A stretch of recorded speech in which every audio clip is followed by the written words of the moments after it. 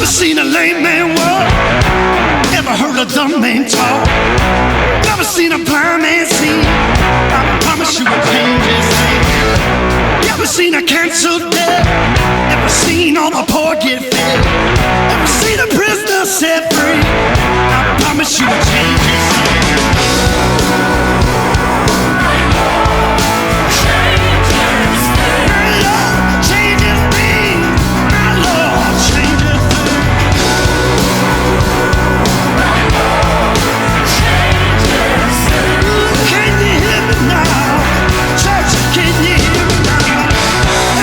Broken heart made whole.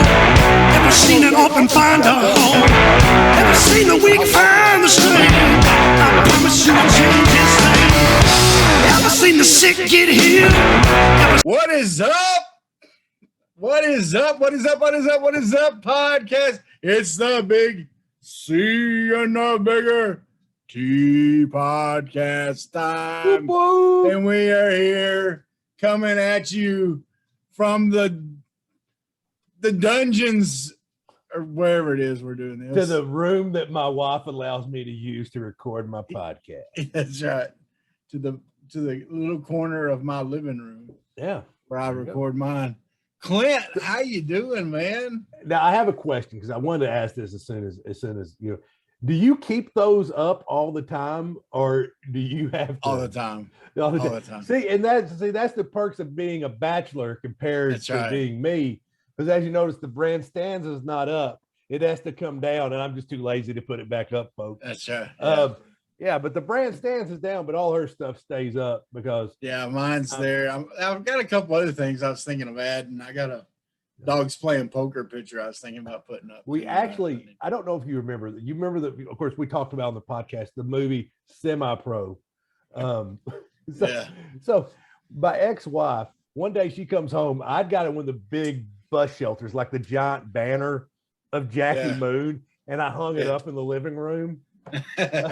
So it didn't get to stay up long, but you know, hey, it was there. It was there. It was actually because she's like, take that down right now. You can say at one time I decorated my living room with that. With Jackie Moon. I was a married father of two, and I decorated my living room with Jackie Moon. Well, hey, let's go into our holy shnikes. Sure. Moments. And I got a special one, man. A couple weeks ago, we had my buddy Patrick on here, you know. And I said, you know, hey, he's my guy. He's my guy that knows the guy, you know. He knows a lot of guys. He hangs out with famous people sometimes and talks to them. And, you know, he's cool like that. And, you know, me and you, we just kind of, you know, hey, we met Ric Flair one time. We did meet Ric Flair. That's all we got. You know, that's all we got. Met Juventud Guerrero before he done mask, and he'd act like yeah. And so we and Steve Montgomery Michael met him that day. Conan, yeah. They were all there using a payphone, people. Right, yeah. There. And I remember Dean Malenko come by, and we're like, hey, you know, because Dean, real serious guy on TV, we're like, hey, Dean, can we get a pic? He's like, meeting. And just kept walking. Like, he didn't get his time. He's like, meeting.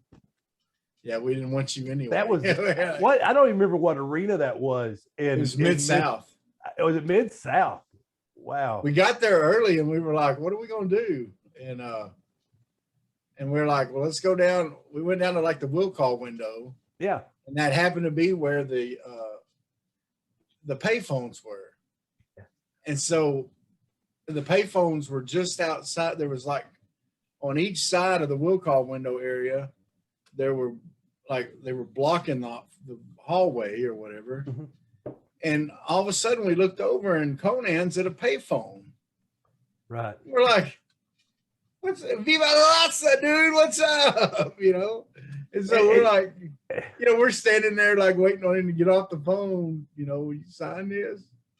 My favorite story about that is me, you, and Robert are sitting there like in a circle talking. You know, we're kind of in a circle there sitting there talking. And you go, man, the one wrestler I've never met that I would love to meet is Ric Flair. And the words barely left your lips. Right. And Robert goes, woo, nature boy. And here's Ric Flair. Yeah. walking right toward us. Yeah. And we're like, that just happened? Did that because like I don't even think that it was the first time I met Ric Flair. It wasn't meeting. I had never seen Ric Flair live. yeah. I mean, I'd seen Hulk Hogan, I'd seen Sting. Yeah, you had met Lex Luger at I met Lex that Luger, time. Kevin Nash. Yeah. So I'd You'd met some a lot of them, but it wasn't yeah. like, I mean, I don't have my number. I don't have their numbers in my phone. Yeah, yeah. Well, anyway, so Patrick gets to meet a lot of famous people. Right. Yeah. He's gone to the Super Bowl media days, and you know where the what do they call that, the press row, the car wash or whatever. Oh yeah. Where they bring all the people through. They're the ones that aren't in the Super Bowl. They're trying to promote their different items. They're represent or whatever. Anyway, so he's done all that. He's talked to all these famous people. Well, they're having one of those. It's not called Comic Con, but one of those like Geek Con or something. What are the woot woot? I call them woot woot conventions. Yeah, one of those. Woot woot. One of those things, and they're having that in Shreveport. Right. And he's working it as like the PA guy or something like that. Like he does have a voice. He's got a great voice, and so he gets jobs doing that stuff. He does a lot of stuff for the Independence Bowl, a lot of their banquets, introduces their speakers and stuff like that, MCs a lot of events and stuff. Well, anyway, so he on Facebook, he's like, yeah, I got to hang out tonight with Joey Fatone of NSYNC or Backstreet Boys, which are one of those. It's NSYNC, and here's the thing. Like you were bragging last week. Yeah. About, hey, I've got this guy's number that was on Gang Bang Inland Rock in my phone. And you kind of started showing me up talking about like, hey, look, you ain't got anybody good in your phone. I'm like, I'm scrolling through my contacts. Like I don't have any interesting contacts. Like I used to at least be able to get a hold of Danny Joe Crawford. I could message him on Facebook, but that's about it. You know for a fact, Joey Fatone has, for my money, one of the pound for pound most talented people in the world. Justin Timberlake's number in his phone. Oh, he's got it. I mean, he can. Well, but they were. Just to say though, my guy's more connected. No, he is. I know. I'm just saying. I know a guy through you, but I don't know the guy. That's right. Yeah. Okay. Anyway, but Patrick is hanging out with Joey Fatone and Merv from Impractical Jokers.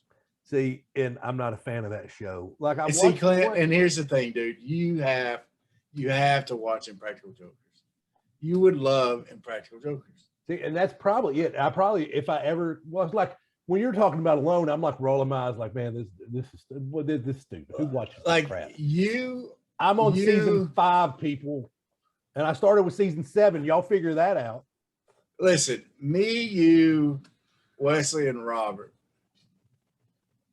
could be Impractical Jokers. We probably could. These guys have been like best friends since like high school. Okay. Right. And they've done like improv comedy and stuff. So they've lived in New York and they did the official stuff. Right. But they go out and they do this show where they go in public places and they got to do all these different things. Okay. So they'll do different challenges. They'll like get up to give a presentation, but the other guys behind the scenes wrote the presentation for them.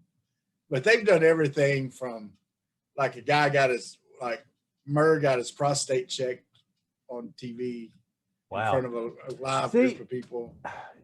They've done. See, I would do that. Yeah, you would. Yeah, I would. I'd be like, I don't know if I'd like it, but I'd do it. They tied. One of the guys lost at the end of the show. Whoever loses faces a consequence. Right. And so Murr won, or this guy Sal, he lost one time. And so they tied him to a dolly, blindfolded him, took him to a church, and made him stand in line with duct tape on his mouth as one of the other guys like legally married his sister. Like they had video of him going to get the license done, everything. And like there's family, like his parents are in the audience, everything. Another time they had him. They did the wheel of piercings. They went to like one of those piercing place and they rubbed the wheel, and he got 2 nipple rings, a belly button ring or something. I would be scared y'all'd make me do something like with heights, just being me, make me ride a Ferris wheel. They've done that too. See, because I'm not like people have phobias, and I'm like, heights are mine. Like if you climb a ladder in front of me, I'm scared for you. Yeah. I remember being back. Anyway, it's. Oh yeah, you're right. One of my favorites though. The other one is the tattoo one, where one of the guys had to get a teenage Jaden Smith's face on his thigh, and the other guy had to get like a unicorn jumping a rainbow or something like that. I would get the unicorn. I'd like that more than Jaden. That'd be fun. That's a lot of sitting in the chair probably for a portrait of And then in another show later, they met Jaden Smith and he had to show him. It was funny.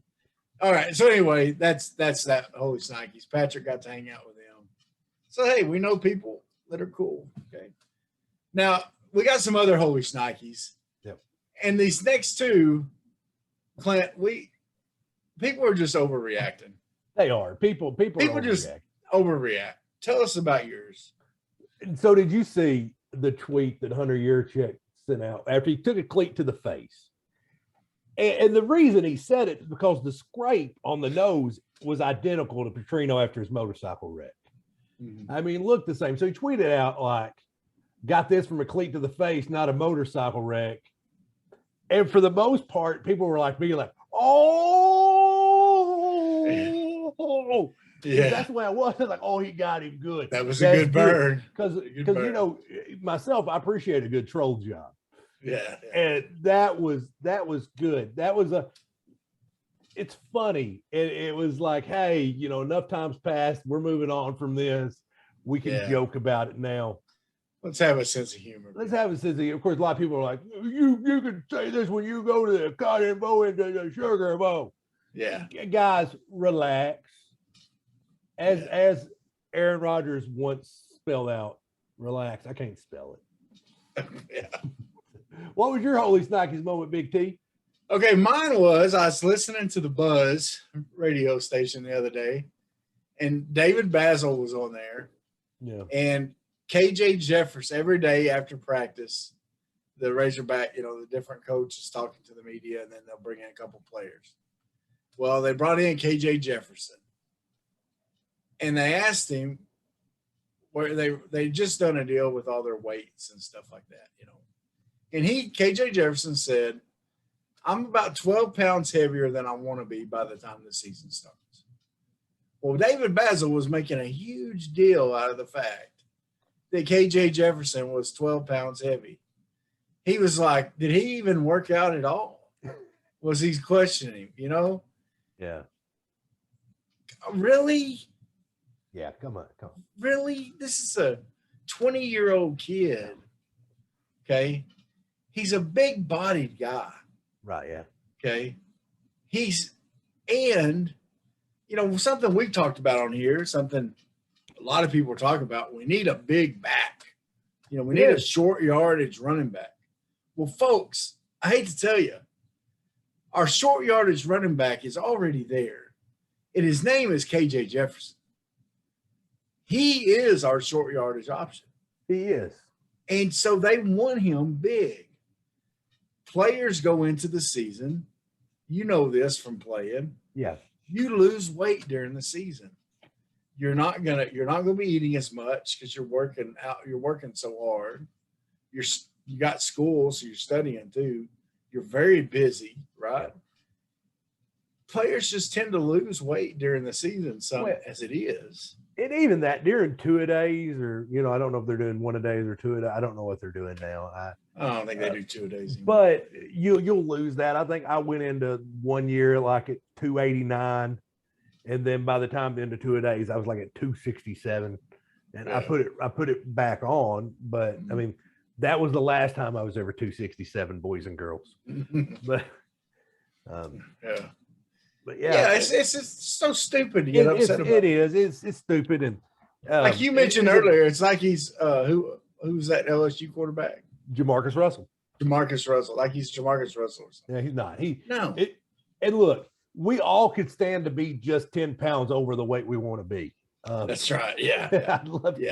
I would love to just be, okay, well, if I just could lose 10 pounds, relax, right. y'all. Then I'll be right where I want to be. Yeah. Really, just 10? Just 10? I'm like, just 10 more. Yeah. 10 more. I can get you that. Just 10 more pounds. Yeah. I'd be pretty. That's right. Well, Big T. So realistically, what do we think the ceiling and the floor is for the Razorbacks this year when it comes football season?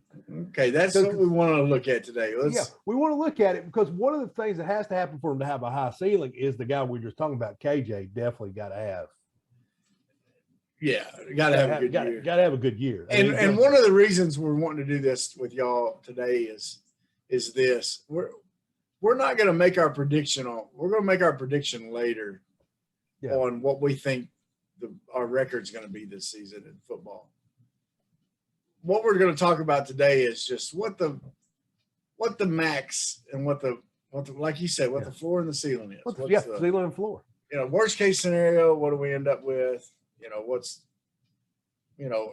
Just if it's a decent season, if it's a really good season, right? What does it look like? So we're going to go through the schedule today, and we're gonna look and just see what we got coming up, man. And we start off, of course, with the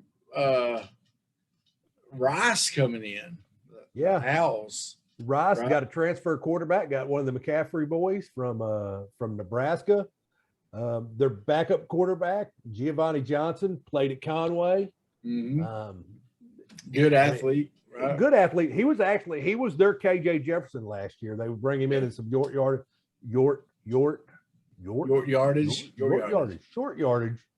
situations and have him be the guy that would run the rock. But he played a lot more. I think last year we did KJ a disservice in a few games where we'd actually put him in. That it was just, hey, this guy's going to run the ball. Yeah.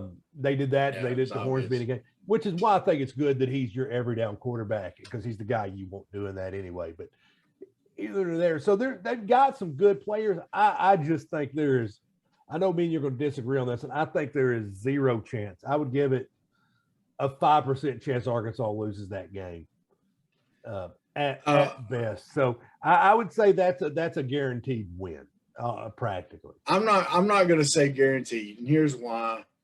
Rice did beat Marshall last year when Marshall was 8-0. Okay, Marshall was the Thundering Herd was coming in as playing as good a football as anybody in the country at the time, and Rice did beat them. Okay, now there's a different team this year, and who knows? I mean, I'm not going to say. We should be more talented. We're going to be more talented than them. We're going to be a better football team than them. However, you do have concern. This is just me being overly concerned. Okay, I'm just throwing everything out there. You got Texas the next week. Are they going to be thinking too much about Texas? Are they going to be thinking, okay, we got Rice. This is Rice. They're Rice. They're nobody. Are they going to look past them? And you don't look past anybody in Division I. You just don't. There may be some teams on down the list in the schedule that we can look past. This is not one we can look past. Well, and we have to play them hard. Yeah, you're going to have to play your best, but I think you don't have to play your best. I just think with a leader like Grant Morgan, there's no way that the team don't show up. I agree with you. I think the percentage is very good. We win it. Okay. But I think it is one you want to come in with the right mindset. You want to be ready for, and it's going to be a tone setter for the rest of the year. It really is. That leading into week 2, you got here they come. You got the Longhorns. Sarkeesian. If we could sneak some good hard liquor into his, never mind. I should say that. Sarkeesian, they're going to have a good running game. Texas is. They got some good running backs. Yeah. They're going to have some talent. Well, I know they're not happy with the quarterback position after the first scrimmage. Yeah. I do know that. I haven't watched any film. I can't tell you the guy's name. It's a game Arkansas can win. Is it probable? Yes. So I would put that if we're going ceiling, it's possible they can win it. Possible. I'm not saying probable. I would probably, honestly, I'd probably pick us to win this game if it was like gun to my head. I got to make a pick right now. The fan in me would say I'd pick us to win it. I would say, but really, I would say 40% chance. And I'm only that high on it because we have enough Arkansas boys like Grant Morgan, the Henry kids, that understand the rivalry with Texas. Yeah, for sure. It's going to be. I mean, it's going to be a tough game. Arkansas is going to be fired up. Yeah. Donald D.W. The Rice game, you may have 50,000 people there. Yeah. You may. The Texas game will be Sam Pittman's first ever sold out Donald W. Reynolds Stadium. It'll be the first time he's ever been a head coach. Yeah. In front of a sold out stadium. And the only reason you might have game day there. Yeah. It'll depend on how those first weeks go. And it'll also depend on that is 9/11. It is 20 years of 9/11. Yeah. If there's another game with a bigger connection, if there's something played around New York City, if there's an armed forces, if there's a big armed forces game. Yeah, SEC game day may be there. Yeah, I would say that's almost a guarantee. Especially with Texas maybe coming in the SEC. Yeah, well, I think that not may be one officially. Yeah, I mean, I think it's going to be very appealing. Yeah, very, very. So it's going to be getting a lot of whatever happens. It's going to be getting a lot of outside publicity. Yeah. So yeah, I'd say for sure. Georgia Southern is coming to Fayetteville. I would have put this. I of course I'm going further than come of this. The Saturday Down South put out an article. I did not realize this when I said this was a toss-up. I'm actually going to say this is almost a guaranteed win, even though they do run the triple option, and it's sandwiched in between two high-flying offenses. They rank number 113th in a percentage of returning production. Wow. So, I mean, where you've got Arkansas is pretty much bringing everybody back. You're losing. Yeah. You lost Felipe. And you lost my boy Woods. But I mean, everybody else is really back, and so when you lose that much production, it's gonna hurt. So, I think this defense is one that I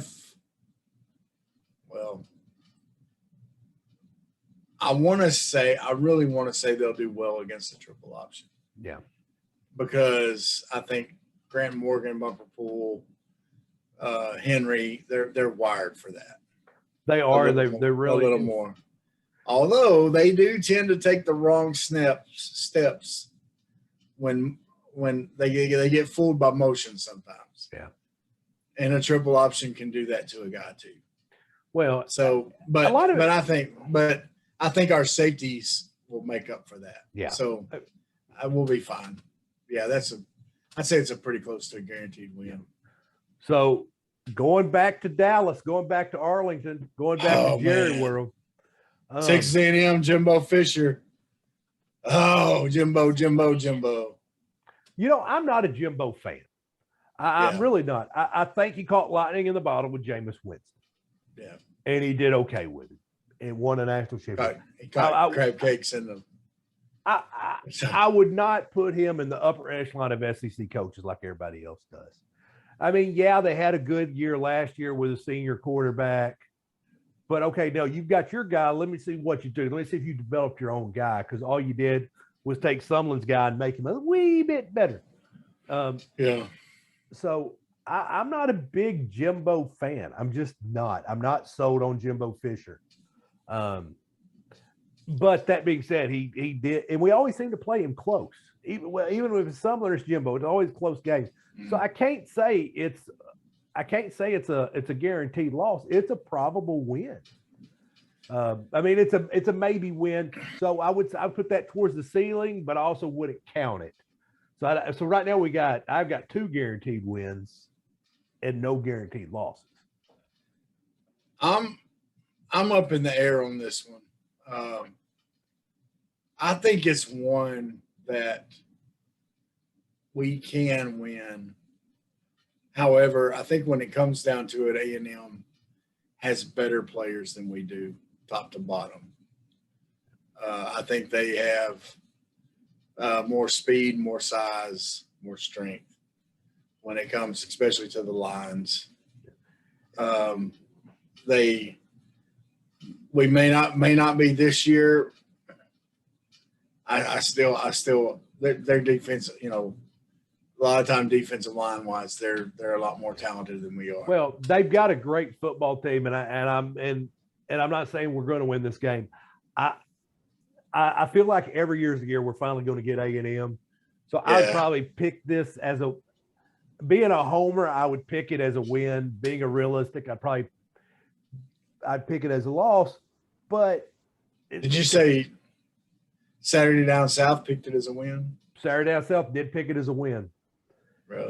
What they said in their article was that Barry Odom's going to have enough to confuse the defense. A first time starting quarterback, probably first big game of his career. I don't know what A&M schedule looks like that beforehand. Yeah. So it may be That's a good point. Yeah. So, well, and next in week 5, I'm going to count this as a guaranteed loss. Got to go to Georgia, play between the hedges. Yeah. I think when you play a team like Georgia, the depth and talent just wears you out. Yeah. It's not necessarily that they got one guy that's so much better than the rest of ours. I think they just got a list of guys. For a half and about another half a quarter, whatever the math adds up to that, 5/8 of a football game, we played with Georgia last year. Yeah. Gave Georgia everything they wanted. And Bumper Pool broke their starting quarterback. Mitchell, that kid, I think he's at Temple now. He transferred. Yeah. Bumper Pool put a lick on him, and I said, that boy ain't never been hit like that. Because they don't, number one, high school players don't hit like that. Yeah. They don't. But man, wouldn't it be great to see Pittman get in Fountain? And some of those guys get a win against Georgia. So I'd love to see it. Not going to happen. All right. Next up, we got at Ole Miss. Lane Kiffin down at Ole Miss. We beat them last year. We got everybody coming back. You can't say we can't win this game. Yeah. I think we got just as much. I think we got more talent than they do. Yeah. So top to bottom. Yeah, I do think. I just don't see us. We could lose the game. It's not a guaranteed. Yeah. But yeah, like you said, I think you said earlier, their quarterback's not going to throw 6 interceptions. No, he's not. No, Corral's not going to throw 6 interceptions. That one, we can't count on that to happen. But Ole Miss hasn't stopped anybody, and since before Lane Kiffin was there. Yeah, and he's not a dude. So another game we won last year is up next. Yeah. Auburn. Auburn, yeah. We didn't officially win it, but we officially won it. But we won it. Well, and Gus was speaking at church in Marlton. Bobby B went and heard him speak, and somebody asked him point blank, "Did you win that game?" He said, Alabama would have got that call." Yeah, that's all he said. He goes, "That'd been Alabama, they would have got that call." So yeah. So I think they beat them last year. The quarterback situation is a mess. Not the quarterback. The coaching situation was a mess at Auburn. Yeah. I mean, you don't fire Gus Malzahn, a team that he took the national championship game, and bring in a guy that was kind of just keeping Boise doing this. Yeah, but I like him. He is, but I don't He's think a good coach. I don't know. I don't know if he's the guy. He doesn't seem. He may not be. He doesn't seem like he fits. Like I'll be honest with you, like Josh Heupel at Tennessee, he seems like he fits. Yeah. Sam Pittman, Arkansas, he fits. Yeah. He just doesn't seem like he fits to me. We'll see. I was impressed with him at Arkansas State. I thought he did well following Gus there. Well, that's a. And so the only thing, he wasn't there very long. No, he's on there for a season. And don't get me wrong, all you had to do there is go in and keep it like this.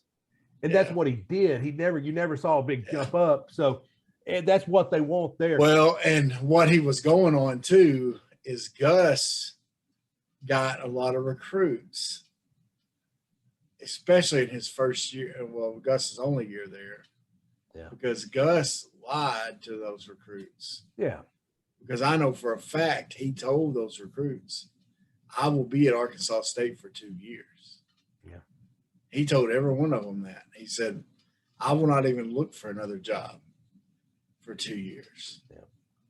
Well, he didn't know Auburn was going to come calling. Well, and you can't blame the guy. Yeah. Yeah. I mean, even if I would have said the same thing with every intention, like I'm going to be here. Yeah. It's an unfortunate. Well, so we're counting that towards the ceiling and the floor. Yeah. Against it. So I mean, next week we got UAPB. I just think if you lose that one, Sam Pittman will be. You'll get the Jack Crow treatment. He'll be starting his retirement at Hot Springs. Then they got a week off, a bye week, and then they play Mississippi State. No, Saturday Down South got this as a loss. I've got it as a practically. I don't think Mississippi State beats us. I don't think Mississippi State's got it better. And I think the way Odom showed he could defend against Leach's deep offense last year. No, we got this. I think we've got this one. I would almost count that as almost a guaranteed win. I like Leach. Yeah. I don't like Leach as a big time winning coach. I don't like him as an SEC. He's going to do what he did like everywhere he goes. 6-6, 7-5, 8-4. Every now and then be really good, get 10-2. Yeah. But I mean and he'll be entertaining in press conferences. Yeah. He would. I love the press conference. Talk about aliens or something. Here's a tough one, LSU. Okay, it's at LSU. Arkansas LSU always seems to be a tough game unless we're just terrible. Yeah. If Chad Morris is the coach. I think everybody else has played them tight. It's always been a tight game. Last year was a tight game. Mark Curls is a terrible referee. I don't know why he's ever allowed to officiate an Arkansas game because he is that bad. I think it's a we could win it, we could lose it game.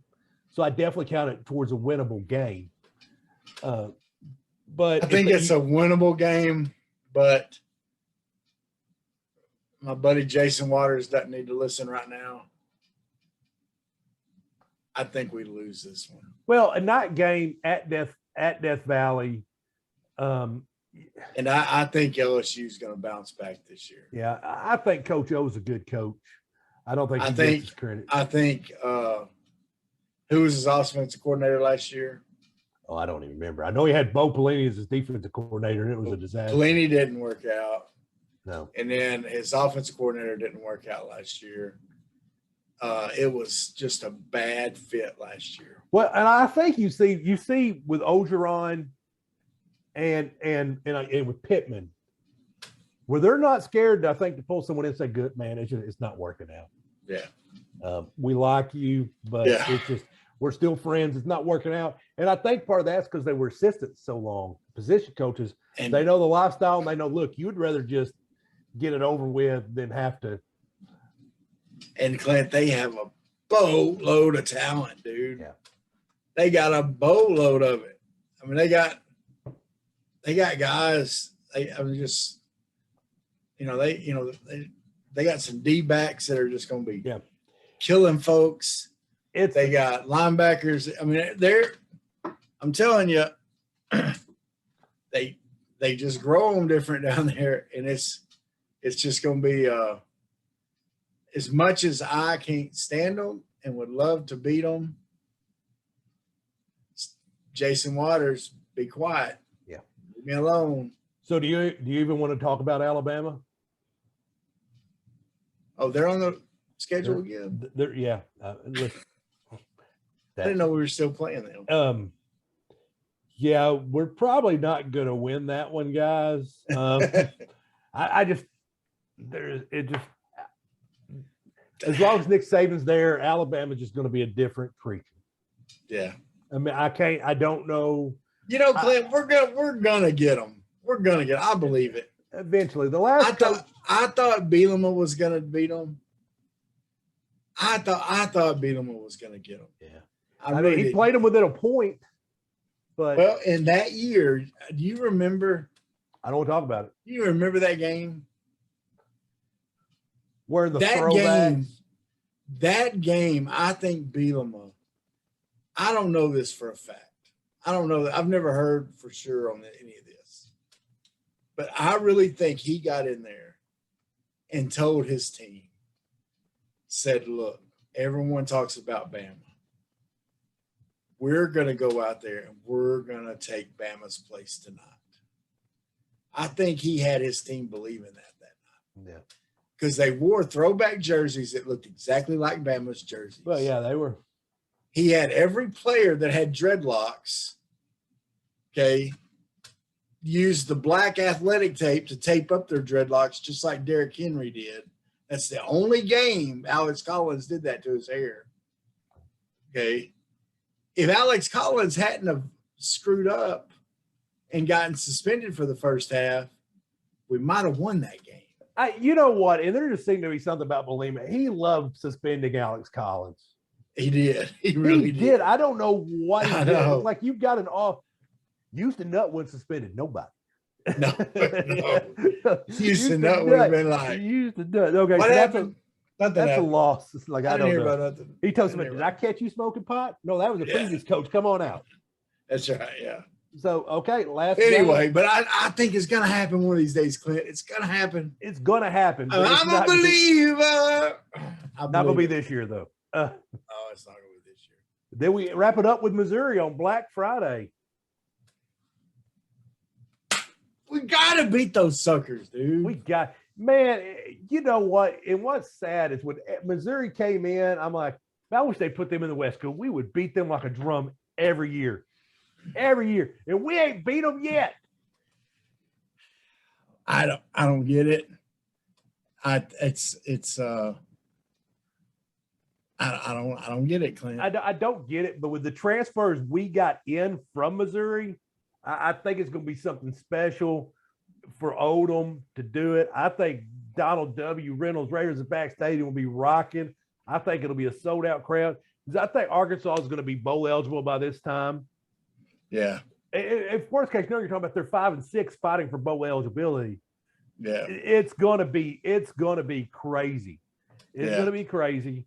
I'm excited for it. So Saturday Down South's got Arkansas at 7-5, sweeping Texas, losing to both Mississippi schools. Which I just don't. I think you may split the Texases and you may lose the Ole Miss, but you're going to get Mississippi State. But that. All right. So what's your realistic? Like you're not predicting a record yet, okay? Right. But what is your range? What is your ceiling? What is your floor? You would say. I think worst. You say later on, Clint could predict as high as this many wins or as low as this many wins. Like you think once you look at it, right, you hear more about what's happening in practice, all that kind of stuff. Only 2 guaranteed losses on the season. Mm-hmm. Bama and Georgia. I wouldn't predict that. I could see predicting as high as 8-4, 9-3. I can see. So realistic absolute ceiling, I'd pick them 9-3. I probably wouldn't pick them that high, but look at it. Realistic floor, Rice, I think you win at least 3 of your non-conference games fairly easy, with the exception of Texas. and then you're going to get at least one SEC game. I think you're honestly better. I think you're at least better talent-wise than 3 of the other teams in the SEC West. But so I would say 4-8 would be the floor. And I think Pittman, you start hearing people complain about Pittman if they're 4-8. And I think Pittman would tell you, you should complain about them if they're 4-8. So I'm going to narrow my ceiling and floor a little bit from yours. I'm going to say the floor is 5. I think if KJ turns out to be just okay and we have to rotate in some quarterbacks, we can still pull out 5 games in this season, in this schedule. Because I think other talent-wise, I think we got enough talent. Yep. If KJ turns out to be pretty good, I think I could predict as high as 8. If we won 9, Clint, this state would go nuts. no, they would, and it's not likely. I would be leading the parade. Right? Yeah, we'd see your fat tail hanging from a goalpost In a diaper. Yeah. Wow. Like I really hope they don't go 9-3 now. That's right. Yeah. So that's right. Ooh, boy, that's graphic. Yeah, that's right. Right there. That I might have to cut that as a promo right there. Like, woo, that's graphic. Yeah. No, it can get ugly, but if we won 9 games, dude, you're talking about, dude, 8 or 9 games. This state will be the only thing we've seen like it was Houston Nutt's first year. Yeah. You got to think about it. There's some parallels. You know, you got your senior leader back. A lot of parallels. Yeah, you got your super seniors, as they're calling them. You know, Grant Morgan. You got Henry. You got Cunningham. You got all those guys. Yeah. The tight end Kern. Yeah, man. If you don't get on YouTube and watch some of these interviews with some of these kids, dude, we got some good kids playing for this team. Yeah, they got. I mean, and they're like, dude.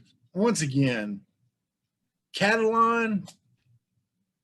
My gosh, dude, him and Trey Burks are my little heroes, man. I have man crushes on those guys. I don't know what it is. Those guys are just amazing to me. They're well-spoken. They're smart. They get the team concept. They're really good. And then yesterday they get the specialist, and they get, I think his name's Silver or something like that, the deep snapper. That kid's amazing. I mean, he's talking about, like, he's just a real positive guy and just has a great attitude and just really talks, just they said they've been really trying to work on him. And, his goal is to get 4 tackles as a deep snapper, and he's up to 1.5 so far. And so he's just, it's a neat deal, man. Yeah, it's just, the one thing this team really does seem to have is they're close. Yes. You feel the thing about when I was at Tech, I got lucky that I walked on into school that had a really good football team. They weren't like that at the time. So we put in a lot of hard work. But you could ask Gabe, who's always talking about the show, who suggested we rename the show the Big C, Bigger T podcast for Gabe. I mean, it's catchy. But we were all close. We were all really, really close. And even today, when we get together, you can tell that we pick up. It's kind of like when we have dinner, me, you, Robert, Wesley. Yeah. We pick up right where we were left off and tell old stories and just have fun. And we all, love and care about each other. And I was actually listening to Trey Biddy say that they were in the players' lounge, and Grant and Bumper were playing pool. Bumper pool. So they said that. He's like, man, I don't think the team's ever been this close. Yeah. And that's what in the press conference, Grant Morgan said that. He said they were playing, and he said he looked up, and he said there was like 60 of them in there, just hanging out. Yeah, like just after practice, And Grant's married, man. I mean, he's like he could be at home with his wife, and probably needed to be if he wants his marriage to be right. But anyway, he's but these guys are.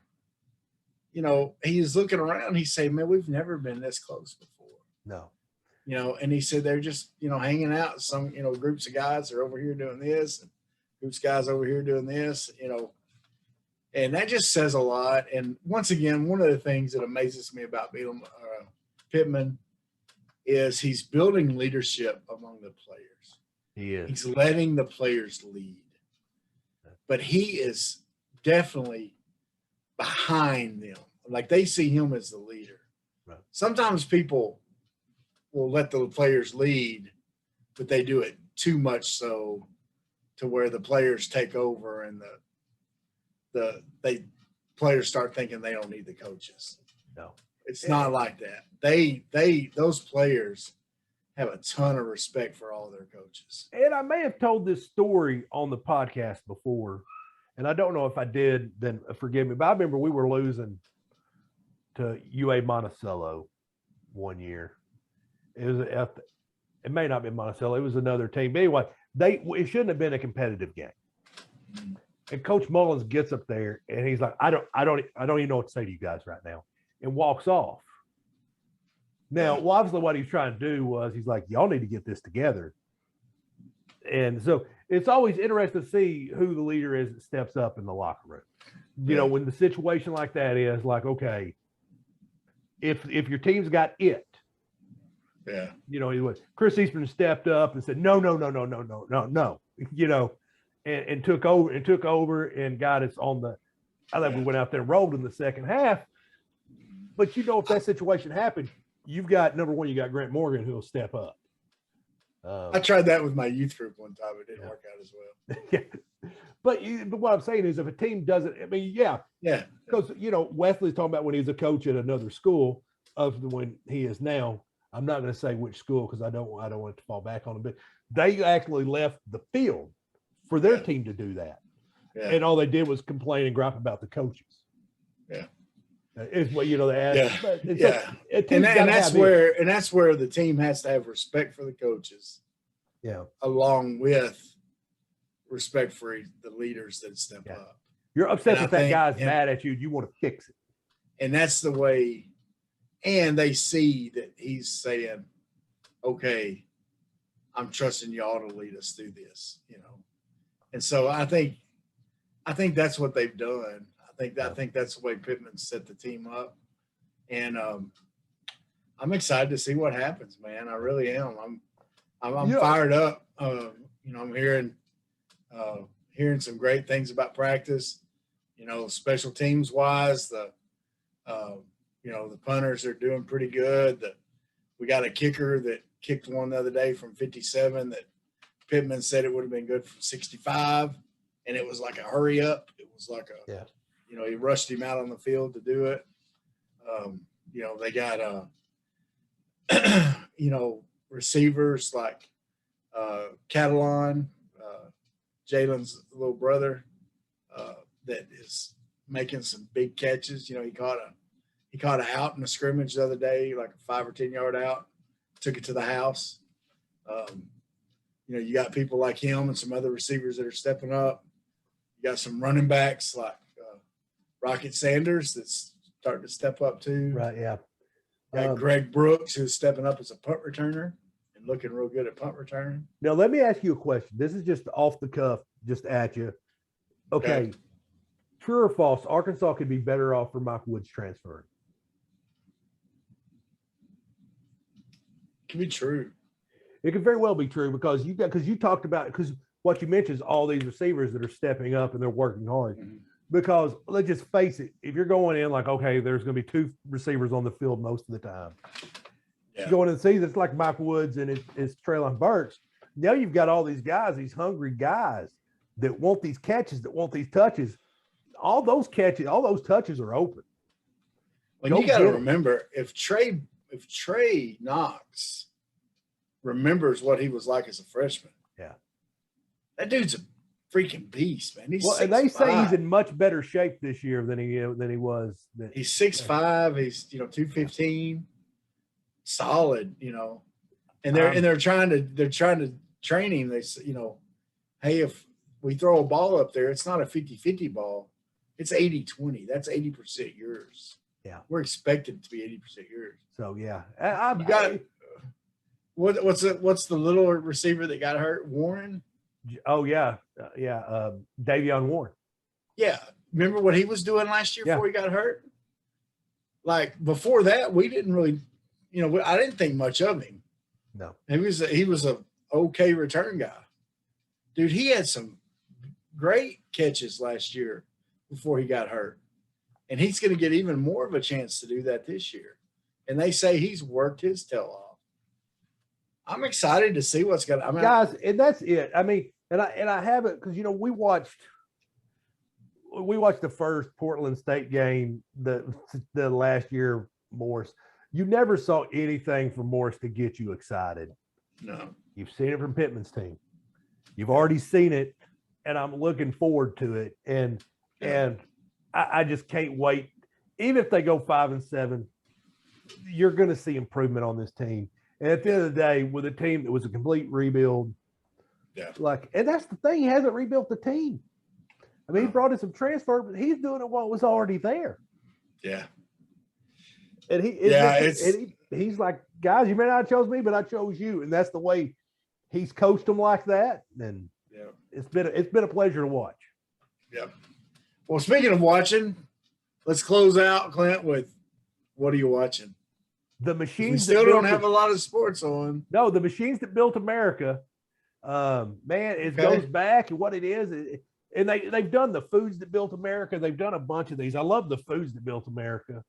But I've already seen all those, but they'll talk about the origin of McDonald's and, the chips. And it's just, they were just doing the phone. And basically the guy that, Alexander Graham Bell and this other guy were both racing to make the phone. And Alexander Graham Bell kind of stole his idea. Yeah. They done the motorcycles. They got power tools right now, tractors, all this stuff that we're just not used to living without. Yeah. Is gone. Like they don't have Bot Squad, Travis. What? No.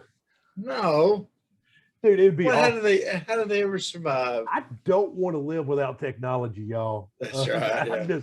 I'm spoiled. I'm a house pet. That's right.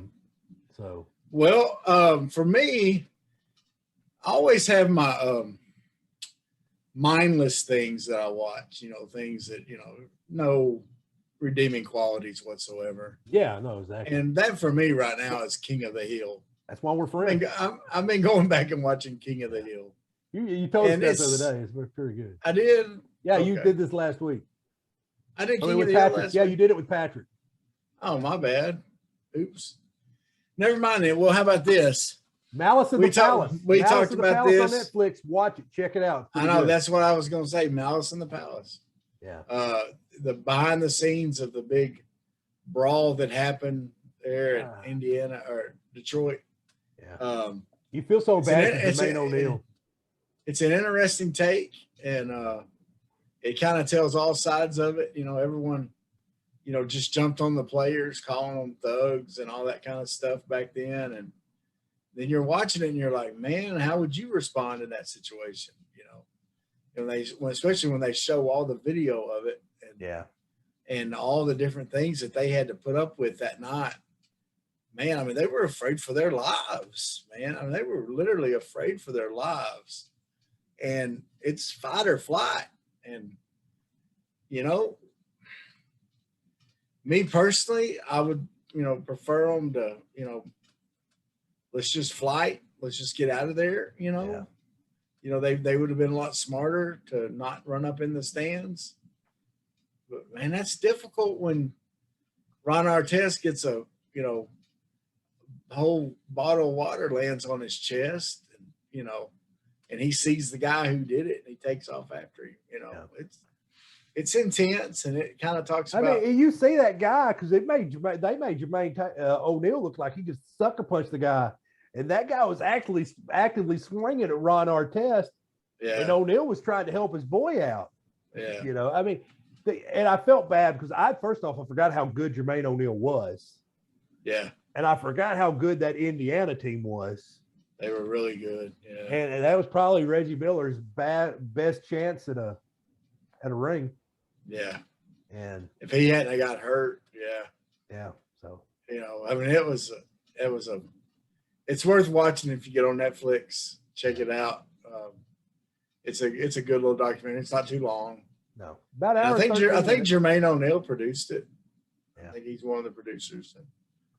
He's actually producing like a series of different ones. He's doing another one. Yeah, they look like they're going to do a bunch of them. Looks like it's going to be a series on Netflix. I look. Yeah, not just basketball stuff, but yeah. So yeah, that's a really good, definitely a good show to watch. So check it out. I also watched the Val Kilmer one. That one's not as exciting to watch. I can't bring I don't want to see Val Kilmer. It's kind of sadder. It's kind of interesting because he has a lot of video that he filmed throughout the years, like behind the scenes of him working on Top Gun and Tombstone and stuff like that. Him just filming. Apparently, like his mom gave him a video camera as a kid, and him and his brother and family was always kids. So anyway, it's interesting. It's if you're a fan of Val Kilmer, which, you know, besides him being, you know, not a very good Batman, I am a fan of him. Real Genius is one of my favorite movies of all time. I mean, who hasn't said I'm your Huckleberry? Yeah. Oh yeah. Tombstone. Yeah. Right. For sure. Ghosts in the Darkness. And of course, you're dangerous. Dangerous. That Saturday Night Live skit where they were doing Iceman 20 years later. Yeah. And he's the commercial flight goes, you guys want to play some shirtless volleyball later? Yeah. No. You guys want to go to the beach and play some shirtless volleyball? You guys are dangerous. You guys are dangerous. I'm dangerous. Anyway. Well, Clint. So the ceiling for you is 9 wins. Yeah. Floor's 5 for you, or 4 for you. 4 for me. For me, I narrowed it down to 8 wins and 5. So my pattern's a little tighter, but that's what we hope our Hogs will be somewhere in there. We want them bowl eligible, baby. We want them going to a bowl. We want them winning some games. We can do this, but we're excited about it. That's the best thing about it, Clint. We're excited. It is. It's good to be excited about it. It's kind of like we got the NCAA tournament show. Like we could be excited about it. We're excited about this. That's right. We may not get exactly what we want, but we're gonna have fun doing it. That's right. We're excited about it. We're ready. Football's coming, baby. Yeah. It's coming. Oh, there. NFL is winding up. We're getting ready. Cleveland Browns are getting ready to rumble in the concrete jungle. Travis can't keep his headphones in. I can't. They keep falling out. My ears are slick or something. I don't know. But it's gonna be a good year, man. I'm ready for some sports. I'm ready for it. And you know what? I was looking. Is the NBA about to start back? They've already done their summer league. They got all wonky because of COVID. I got a notice on my phone something about the opening matches are set or something like the first couple games. They released a Christmas Day schedule, so they'll probably get kicked up by October. So they got a couple more months, I think. Okay, those guys need a break. I'm sure they need, especially them. Was it Drew Holiday? Yeah. And, Middleton. Yeah. And Booker. And Booker, all 3 of them guys literally went from the NBA Finals to the Olympics. Yeah, they need a break. Yeah, guys, you got it. It's on me. Y'all go get take our advice. Yeah, go Yeah, go kick your feet up somewhere. I did the super fight. I did what they call Fat Kid Week. I ate everything I wanted last week. That's right. I was dying when I was running today. Take a Fat Kid Week. Ooh, take a Fat Kid Week, y'all. Take a month. Take a Fat Kid Week. Yeah, see if you can lose them 6-packs. For those of you out there that you need it, take a Fat Kid Week. Take a Fat Kid Week. From your boys at the Big C, Bigger T podcast, take a Fat Kid Week. Take a Fat Kid Week. Whatever that means for you. Whatever. Maybe you get lost in a rack of ribs somewhere. Yeah. Maybe you go buy a coconut cream pie somewhere and just finish that bad boy off all by yourself. Get you. See, maybe you just get you some Little Debbie brownies. Eat the entire pack, which I can in one sitting. So I don't buy them. Well, yeah, they're pretty small though. Yeah, they're small. It's like a box of food about that big, and I can eat it in one setting. Yeah. It's really not that much. Like we don't break Nutella in the house anymore. Yeah. That's a goner. Yeah. I make peanut butter and Nutella sandwiches. But enough about Fat Kid Week, Travis. Yeah. We out of time, brother. We are out of time. Clint, as always, enjoyed it. This is funnest time of the week for me. I love it. Hopefully it is for you. People, please support our boy Sean Michelle. Hometown Roofing is out there ready to roof your house if you need. Y'all vote, y'all. Y'all go vote. Vote for them. And like, share, like, share, and like. Subscribe. Share this. We don't care. People, subscribe. Tell people. Hey, you. Tell people about us. You. There's a subscribe button down there. Why don't you just go ahead Hey, and this is 23. Click it. This is 23, Clint. Click it. Click that 23. We're adults. We're full-fledged adults. Click it. Yeah. Click it. Here in a couple weeks, we can rent a car at a discounted rate. Our car insurance will go down. Yeah, it will. At 25. About it. I'm growing up. You know, I didn't drink. I didn't smoke. I didn't care about 18 and 21. 25, baby. Ooh. That car insurance goes down. Yeah. Ooh, party. Now we talking. Go Hogs. Woo pig. Peace out. Sweat, work, filthy, dirt, harvest, hurt, kingdom come. Sweat, work, filthy, dirt, harvest, hurt, kingdom come. Listen, that's why I sweat when I work. My hands get filthy down in this dirt. Won't see no harvest till I hurt. Crying your kingdom come. Listen, I wake up in the morning, I bow my head to pray. Mama told me if I don't, ain't nothing gonna change. These prayers breaking up hard ground so I can sow the seed. Ain't afraid of no aches and pain. Lord knows I gotta follow his lead. That's why I sweat when I work. My hands get filthy